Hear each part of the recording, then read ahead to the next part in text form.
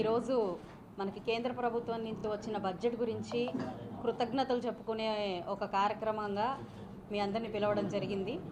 కేంద్ర ప్రభుత్వం వారికి మన రాష్ట్రానికి అలొకేట్ చేసిన బడ్జెట్కి నిజంగా కృతజ్ఞతలు. 15,000 కోట్ల రూపాయలు ఈరోజు అమరావతికి వాళ్ళు శాంక్షన్ చేయడం జరిగింది. అలాగే పోలవరం కోసం దాని పనికి కావాల్సిన నిధులను కూడా అత్యంత త్వరలో వాళ్ళు ప్రకటించబోతూ ఉన్నారు. ఏపీ అంటే ఆంధ్రప్రదేశ్, అంటే ఏ అంటే అమరావతి, పి అంటే పోలవరంగా మనం ఇప్పుడు దాకా రాష్ట్ర ప్రజల గౌరవంగా ఉన్నాము. మరి గడిచిన 5 ఏళ్లలో దాన్ని సర్వనాశనం చేసిన పరిస్థితి మనం చూసాం. రాష్ట్రం అంతటా పూర్తిగా దిగజారిపోయిన పరిస్థితుల్లో మనం ఈరోజు కూటమిగా ఏర్పడి ఒక కేంద్రం నుంచి పెద్దన్న పొజిషన్ని మనం అక్కడి నుంచి కోరుకోవడం జరిగింది.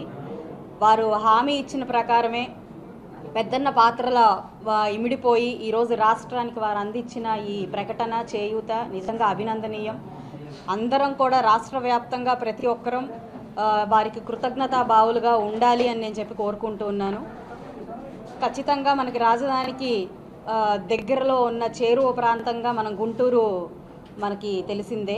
కాబట్టి వారు అందజేసే ఈ బడ్జెట్లో మనకు కూడా పూర్తి సహాయ సహకారాలు ఉంటాయి.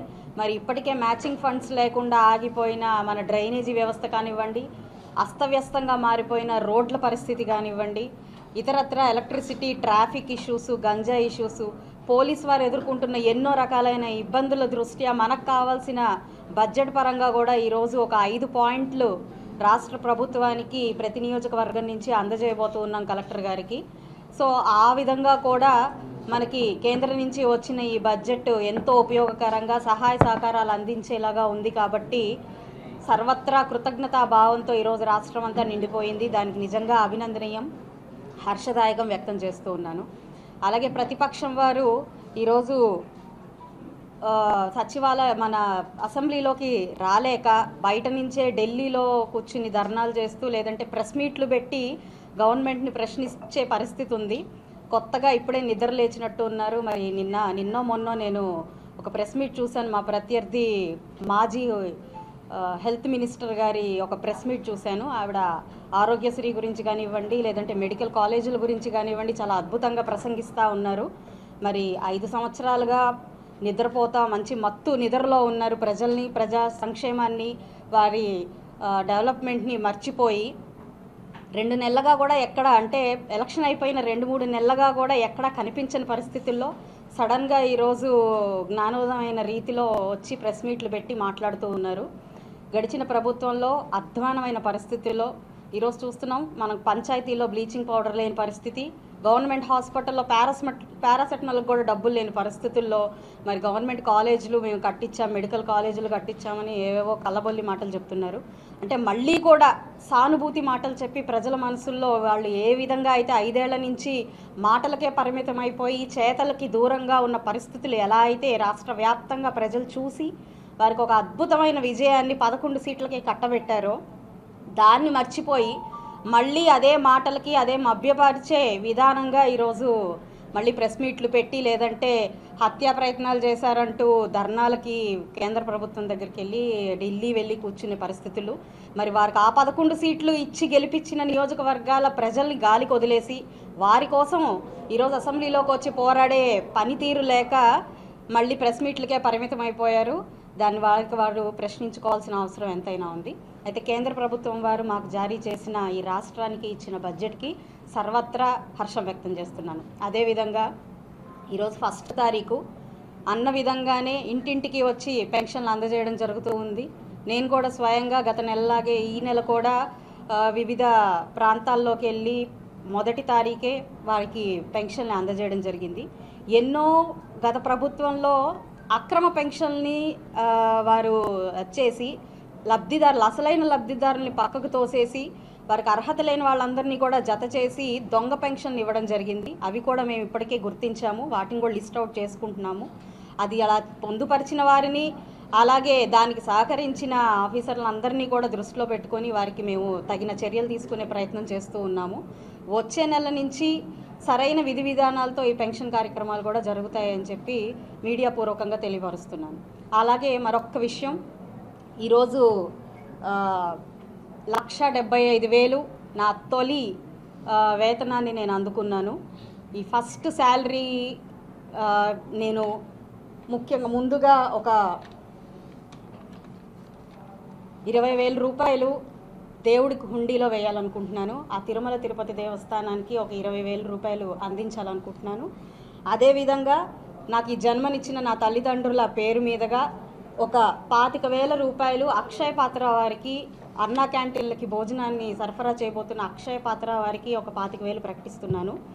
అదేవిధంగా నాకు పునర్జన్మనిచ్చిన, అంటే ప్రజాసేవ కోసం పునర్జన్మనిచ్చిన చంద్రబాబు నాయుడు గారికి, నన్ను నమ్మిన లోకేష్ అన్నగారికి, అలాగే నన్ను ఆశీర్వదించిన పవన్ కళ్యాణ్ గారికి వారి పేర్ల మీదుగా రానున్నది చలికాలం కాబట్టి ఒక 10,000 రూపాయలుకి గాను ఒక 50 బ్లాంకెట్స్ని లబ్ధిదారులకి అవసరమైన వారికి అందజేద్దామని అనుకుంటున్నాను. అలాగే ఇక మన ఈ కాన్స్టిట్యుయెన్సీ పరిధిలో సచివాలయానికి 10 మొక్కలు చొప్పున 10,000 రూపాయలకి విలువైన మొక్కలని అందజేయాలి అని అనుకుంటున్నాను. అలాగే ఒక 1,00,000 రూపాయలు, అంటే అందులో 50,000 రూపాయలు పేద కార్యకర్తలకు, ఇప్పటిదాకా ఈ 5 ఏళ్లుగా ఎన్నో ఒడిదుడుకులను ఎదుర్కొన్న పేద కార్యకర్తలకు, అందరికీ కాకపోయినా నా వంతుగా ఈ ఒక్క నెల ఫస్ట్ జీతంగా ఇప్పటికే గుర్తించిన ఒక 10 మందికి, అందులో 5 టీడీపీ వారికి, ఒక 3 జనసేన వారికి, అలాగే 2 బీజేపీ వారికి, మొత్తంగా ఒక 10 మంది కార్యకర్తలకి 5,000 రూపాయల చొప్పున అందించాలి అని అనుకున్నాను. అలాగే ఇంకొక 50,000 రూపాయలు నియోజకవర్గ స్థాయి ప్రజల్లో, ఈరోజు నేను వార్డు పర్యటనలో కానివ్వండి, లేదంటే నా ఆఫీస్ దాకా వచ్చిన వాళ్ళు ఎంతోమంది ఒక 2,000 రూపాయల సాయం కూడా అందకుండా ఎంతో ఇబ్బందికరంగా బ్రతుకుతున్న పరిస్థితులు కనపడుతున్నాయి. ఫీజుల రూపంలో కానివ్వండి, నీడలేని పరిస్థితుల్లో కానివ్వండి ఎంతోమంది ఉన్నారు. అలాంటి వారిని ఒక 5గురిని గుర్తించి ఇప్పటికే వారి పేర్లను మేము నమోదు చేసుకున్నాము. ఆ 5గురికి మనిషికి 10,000 చొప్పున 50,000 రూపాయలు అందించాలనుకున్నాను. అంటే పూర్తిగా 1,75,000 ఈరోజు ప్రజలకి, కార్యకర్తలకి, ఆ భగవంతుడికి, నన్ను కన్నా తల్లిదండ్రులకి, అలాగే నాకు ఆశీర్వాదం ఇచ్చి నన్ను ఈరోజు ఇలా సేవా కార్యక్రమంలో నిలబెట్టిన పార్టీ అధినేతల పేర్ల మీదుగా ఈ డబ్బు మొత్తం కూడా ఉపయోగపెట్టాలి అని అనుకుంటున్నాను. దీనికి అందరూ సహాయ సహకారాలు అందించాల్సిందిగా ప్రతి ఒక్కరిని పేరు పేరున కోరుకుంటూ, మీడియా వారికి మరొకసారి ప్రత్యేకమైన ధన్యవాదాలు చెప్తూ సెలవు తీసుకుంటున్నాను.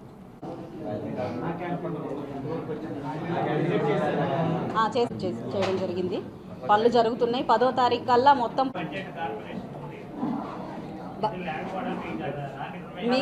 మీకు తెలియందే ఉందండి, మీకు తెలిసి అడుగుతున్నారో కంప్లీట్గా సిఆర్డిఏ పరిధిలో ఉన్నా కూడా పూర్తిగా నిధులని డైవర్ట్ చేయడం వల్ల ఈరోజు కార్పొరేషన్లో మినిమం 20 లక్షల రూపాయలకి జరిగే పనులు కూడా చేయించుకోలేని పరిస్థితి. ప్యాచ్ వర్కులకు కూడా కొన్ని నెలలుగా, అంటే మనం గెలవగానే ఫస్ట్గా నేను కమిషనర్ గారి దృష్టికి తీసుకెళ్ళింది మినిమం ప్యాచ్ వర్క్లు వేయండి, ప్రజలందరూ ఇబ్బంది పడుతున్నారు, వచ్చేది వర్షాకాలం, యాక్సిడెంట్లతో చాలా ఇబ్బంది పాలైపోతున్నారు, ప్యాచ్ వర్కులు వేయండి అని చెప్పి కోరడం జరిగింది.